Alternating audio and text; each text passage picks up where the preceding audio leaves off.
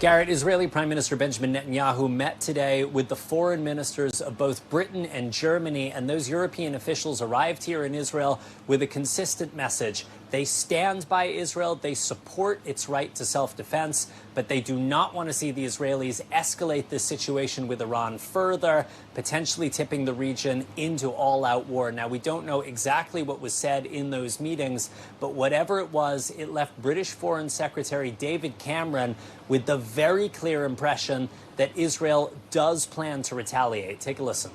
Well, the situation is very concerning. It's right to show solidarity with Israel.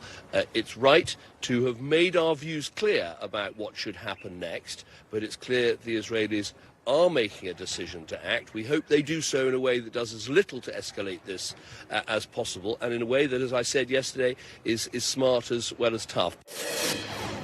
Now, Israel has a range of options for that retaliation. Iran sent 350 or so missiles and drones. Israel could retaliate in kind with missiles of its own. Another possibility, a cyber attack, something else covert. I asked the chief spokesman of the Israeli military whether they were considering those more covert options. He would only say that Israel will respond at a time and in a manner of its choosing. Over the last 24 hours or so, we've had dangerous reminders about the potential for full-scale war. Israel assassinating two senior commanders with Hezbollah, the Iranian-backed militant group in southern Lebanon. Today, that group responding with missiles of its own, wounding 14 Israeli soldiers. So, major concerns in Iran, major concerns in Lebanon. Also, a lot of focus on those really stalled ceasefire negotiations in Gaza. A senior Arab official saying those talks are basically frozen. There has been very, very little progress in recent weeks, to the massive detriment not just of the 130 or so hostages being held, but also to Palestinian civilians who are waiting desperately for a ceasefire, for a respite from the violence, to get more humanitarian aid in.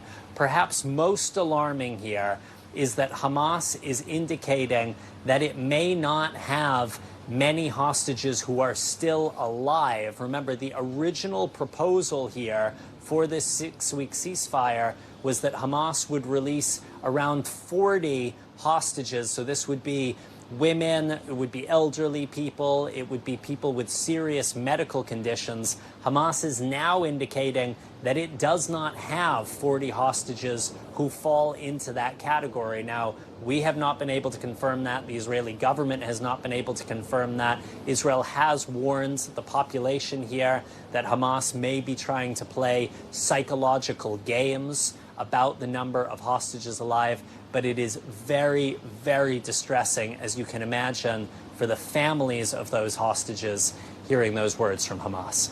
Garrett. Ref Sanchez reporting. Thanks for watching. Stay updated about breaking news and top stories on the NBC News app, or follow us on social media.